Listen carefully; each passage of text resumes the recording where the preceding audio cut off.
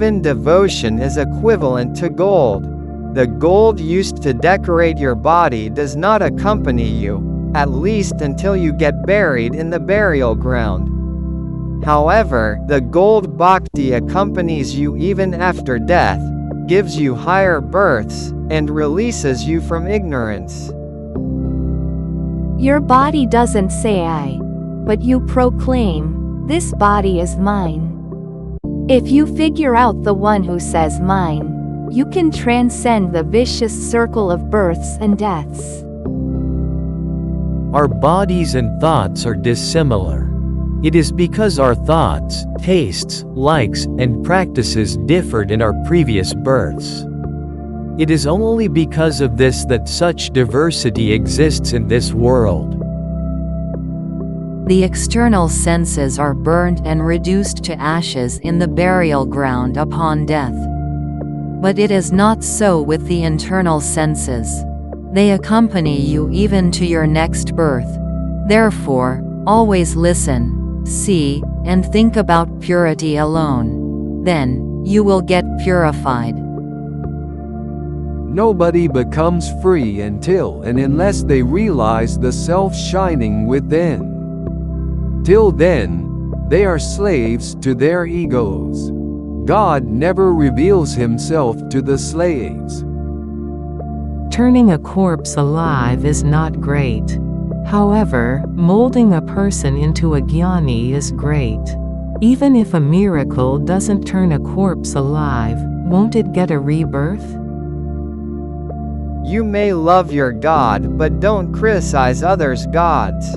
Isn't the value of the rupee the same whether you or others possess it? It is not a sin if you criticize others for their welfare. It is a sin if you do so out of hatred. A desireless person is angerless. An angerless person is griefless. Only a person devoid of grief finds true happiness. You cannot understand the true essence of a word until your mind surrenders to that word. If words are equivalent to a river, silence resembles an ocean. Silence is much greater than words, reading, or listening to the scriptures. All of us fear solitude. But we were all alone when we came into this world. Also, we will be all alone when we depart. Don't forget this truth. Only the renunciation derived from discrimination sustains or remains stable, not the one that arises out of despair. Until you understand, all your mastery or control is futile. The I vanishes with the annihilation of mine, and mine vanishes with the destruction of I. The I implies ego, and the mine means attachment. The I is ahamkara, and the mine is mamakara. As long as this kara exists, tears are inevitable. A bird needs 2 wings to fly in the sky. Similarly, one must earn the 2 good qualities of courage and love to have a bright future. God grants the boons that you desire. But they subside, as and when you enjoy them. Also, the enjoyment from these boons will chase you for several births and torture you in the form of tendencies. You will require the effort of several births to transcend them. You are happy in your deep sleep but not conscious of it. You are aware of your existence in the waking state, but you are not happy. Only those who master the happiness of deep sleep in the waking state become jnani. The 3 qualities of sattva, rajas, and tamas keep changing within us. Catch hold of the sattva when it comes. After showing you the path toward God, even the sattva will disappear. All of us fear bhakti, but bhakti implies constant remembrance of God. Bhakti, with expectation, binds you. But bhakti, without expectation, will show you the path toward liberation, and release you from ignorance. We must attain the egoless, faultless, thoughtless, and worldless state. This is Sri Ramana's message. Sri Ramana said that penance implies leading an egoless life. Only a jnani can recognize another jnani. You can't acknowledge that beauty or glory in others which doesn't exist within you. Truth does not become false when unperceived by your intellect. It only indicates the fault within your intellect. The mother craves for the child only when the child cries out, "Mother, Mother." Likewise, God's grace showers upon those who constantly remember Him.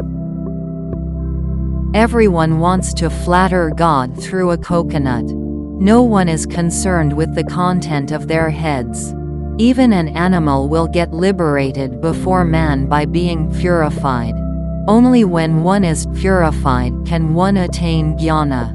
Till then, it is impossible to achieve liberation or escape future births. You close your nose while breathing foul smells. So why don't you regulate your mind when getting foul thoughts?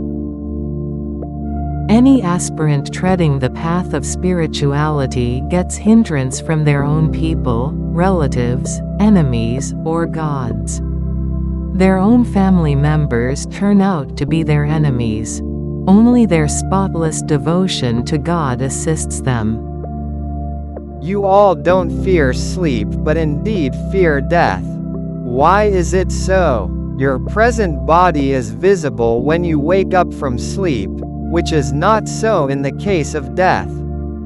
However, after death, you get a new body instead of the present body. That's the only difference. Death implies the one that brings about a change.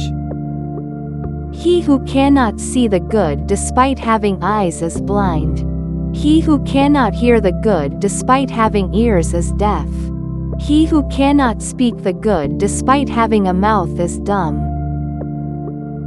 Water halts where there is evenness, and not where the slope exists.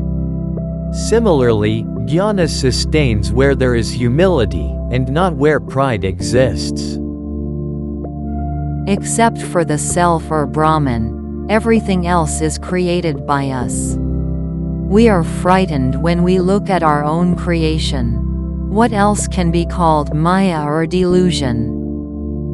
As you crave food in extreme hunger, did you ever yearn for God like that, at least for a second? Being aware of others' weaknesses will not bring you joy. You will be joyful only when you are aware of your own weaknesses and can transcend them. Your good deeds don't assure you of liberation. However, they nourish within you the desire for liberation. Therefore, the scriptures prescribe good deeds. Good deeds represent the very essence of the self. A doctor sterilizes his instruments before surgery to prevent septicemia. Similarly, if you cleanse your mind and senses before using them, you will not incur any sin. The thought that exists before your sleep will continue even in your sleep. Therefore, inculcate the habit of praying before you sleep. This will allow you to do more sadhana with less effort. He, who is not bound by his own intellect, is intelligent in a true sense. Instead, he utilizes his thinking faculty or intelligence to transcend his intellect and experience the truth. There is only one master, and whatever exists belongs to him. But you consider yourselves the owners, which is the cause of your sorrow. There is only one Purusha, and he is God. Only a self-realized man is eligible for the word Purusha. He is not a sadhu who wears a saffron dress, But a sadhu is the one who possesses the wealth of sadhana. Only the person possessing the wealth of sadhana has the discriminating power to differentiate between the self and the non-self. Most devotees pray to God to bestow them with a sorrowless or trouble-free life. But how many devotees joyfully forbear the sorrows and troubles, accepting them as God's gift? Man is bound not by his family or household but by his ignorance. As long as a man is ignorant, he incurs sin out of selfishness. There is no other sin greater than selfishness.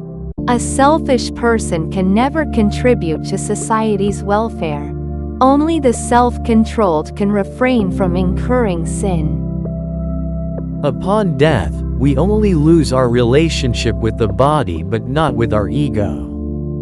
Death implies a change from one body to another. The surroundings and situations may change by changing the body, but you cannot achieve jnana. We must not expect reverence from a crude man, civilization from a rude or wild man, or self-knowledge from an ignorant man. Incarnations come into this world to fulfill a purpose, but we come to fulfill our destiny.